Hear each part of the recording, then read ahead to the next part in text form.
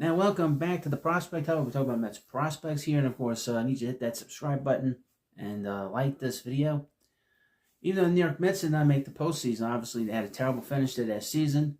The Mets minor league system had an excellent season, and we're going to go through some of the leaders in this video. So that's why you have to follow this channel, and of course, watch the entirety of this video to get what's going on here. This is from Mets Rise, and they cover everything as far as I can tell. Damn amazing. They do a good job, and Rise and Apple does a good job. Mets 2025 minor league season leaders. Now, of course, leave comments in the comment section. The minor league season is over, and what an incredibly successful one it was for the Mets. Not only did the Brooklyn Cyclones and Binghamton Rolling Ponies win league championships, but the player development throughout the Mets organization was some of the best the franchise has ever seen. Absolutely true. So the Mets are in good shape in terms of the organization. They have to make a lot of moves with the Major League Club. The Mets are stacked with prospects, both pitching and hitting. Let's take a look at which prospects lead the organization in all the important statistical categories and what the outlook is for them heading into the 26th season and beyond. For the rate stats, there'll be qualified player. We don't need to know about that. On the hitting side, A.J. Ewing had 153 hits, hit .315, had an on base of 401, and had 70 stolen bases. After an up and down 2024, A.J. Ewing broke out in a big way in 2025. He started the season at single A, hit .400, got promoted to high A, weathered the harsh environment being a left-handed hitter in Brooklyn, and received a second promotion to double A. His bat took a huge leap forward, and his glove wasn't half bad in center field as well. Most importantly, though, was his improvement on the base paths.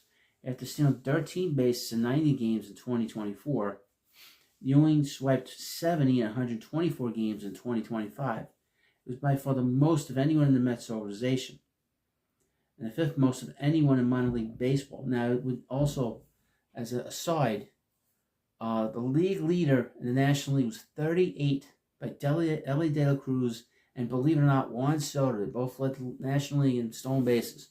Extremely low number. Shockingly. Of the 12 players to swipe at least 60 bases, Ewing was one of three to do so while also hitting over 300. Ewing propelled himself from a borderline top 30 organizational prospect to a no doubt top 10, and if he starts his 26 just as well, he has a good chance to crack MLB's top 100 list. Wasn't that interesting? Interesting. Next up is Jacob Reimer, who had a .491 slugging percentage, .870 OPS, 157 WRC+. Jacob Reimer entered 25 as almost a bit of an afterthought. He broke out in 2023 and established himself as one of the organization's top infield prospects, but then played just 25 games in 24 due to an injury. He had a terrible hamstring. It was a lost season for Reimer, and other prospects grabbed more of the headlines by the time 2025 came around. He is a big prospect. Got to keep an eye on him. He can be really good in the future. Reimer took the headlines back. He started the year with high A Brooklyn and was a huge part of the middle of their lineup. He was promoted to double A after 61 games and basically repeated his performance at Binghamton for another 61 games. He has plus power that he maximizes by lifting and pulling the ball, and he makes really good swing decisions to boot. Mentioned this, he hit 3 home runs in Brooklyn when they were on the road and one game, and he was on MLB Network right after that. So he grabbed a lot of people's attention. The Mets will likely make a slew of changes to their lineup in the offseason, particularly on the infield. One possible path is moving on from Mark Vientos, Ryan Mauricio, Luis Angel Cunha, giving Brett Baty the everyday third base job, and having the right-handed hitting Reimer in AAA if Baty fails or falters. Ryan Clifford, 29 home runs, 93 RBIs, 85 walks, 233 ISO. Ryan Clifford is the prototypical 3 true outcome hitter. Hits for a ton of power, draws a ton of walks, and of course strikes out way too much. He's never going to hit for a high batting average, but if he maximizes his potential, he will get on base and hit. and slug. His 29 home runs were 12 more than any other Mets minor leaguer, and 6th among all minor league baseball players. Of the 5 players above him, 4 were in their age 24 season or older. Clifford was in his age 21 season. Likely at first base at the big league level, there's a real scenario where Clifford gets the bulk of the playing time at first base of the Mets in 2026. Of course, that will only happen if Pete Alonso and the Mets part ways, but it's certainly possible. You also need a platoon partner against left-handed pitching, as Clifford's OPS is over 200 points lower versus southpaws. So the Mets would need to bring in a righty first baseman. They mentioned Wilmer Flores. Or the Mets just re-sign Alonso and Clifford becomes a potential DH option when needed. Next up, and finally with the hitting side, is Jett Williams. 91 runs scored, 58 extra base hits. The highest profile Mets hitting prospect for several years, Jett Williams had a very positive 2025 season. Similar to Reamer, Williams lost most of his 24 season due to a wrist injury, playing just 33 games, but was back in full force in 25. He didn't get to light the world on fire, but did exactly what people expected him to do.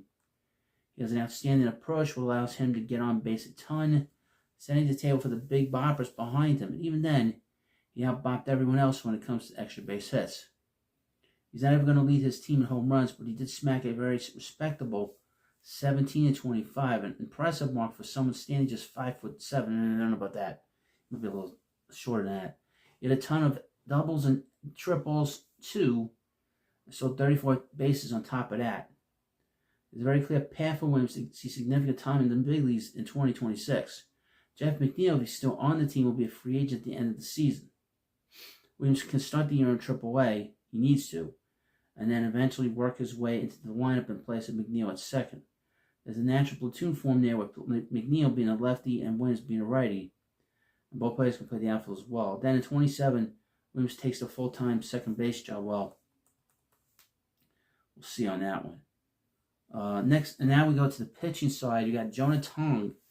He had a 1.43 ERA, 1.68 FIP, 0.92 WHIP, 2.16 xFIP, 179 strikeouts, 40.5% strikeout percentage, 29.9 K to walk percentage, and a 148 batting average against. Nolan McLean was the breakout Mets pitching prospect with 25 after bursting onto the scene in the big leagues and instantly establishing himself as the team's ace. Make no mistake, though, Jonah Tong was the best Mets pitcher in the minor leagues, and likely best pitcher in general among all 30 organizations. He needs a little work. I mean, just from what I saw, he needs to. It's not a negative thing. He needs to grow up a little bit. He needs to get some experience. And him pitching, for 4 games in the majors gave him a lot of experience. But he needs more. He needs to spend more time in AAA. I think there might be an instinct to brush this off because of Tong's uneven performance in the big leagues over his 5 starts to finish the year. But don't do that. You don't put up a 1.43 ERA by accident. You don't strike out 179 batters by accident. You don't lead the best pitching system in all minor league baseball in almost every statistical category by accident. He's young. He has work to do. He has a lot to work on. He needs to bring down the walks a bit, and needs to get more comfortable with his curveball and slider. But the stuff is absurd, and his future looks bright. That's why it was important the Mets get rid of Jeremy Hefner, because Hefner, he was not going to learn on the Jeremy Hefner the way he needed to. Joander Suarez, he had 4.5 walks percentage. Yes, the only thing Tong doesn't lead in is walk percentage. Suarez is not a highly regarded prospect, nor does he have outstanding stuff, but he's also slowly been making his way to the levels of the Mets organization since 2018 and turned his best season yet 25. He posted 3.76 ERA at the season, and it was 3.05 in AA. We spent the majority of the season. He just got rocked in a few games of AAA. He strikes out enough guys, 93 and 93, and a third innings, and is shown by his inclusion on this list. He doesn't want people. For all the success the Mets organization developing pitchers, there's a tendency amongst some of their arms to walk too many batters. Tom McLean and Brandon Sprout all ran walk rates above 10% this season, and in total, 8 of the 14 qualified pitchers did so. Suarez all the way down to 4.5% was essentially an outlier. Again, You're not going to find him high on any prospect list. You're not going to find him. But there's definitely something interesting here. Interesting. He should get a chance to conquer AAA next season, excuse me. And if he does next week, that'd be great. And if he does, he could be an option for the Mets either as a spot starter or long reliever. So this is guys that they highlighted as Mets minor league leaders. So this is we're going to have a lot of stuff like this, so you need to hit the subscribe button. And of course, thank you for watching this video, and I'll see you later.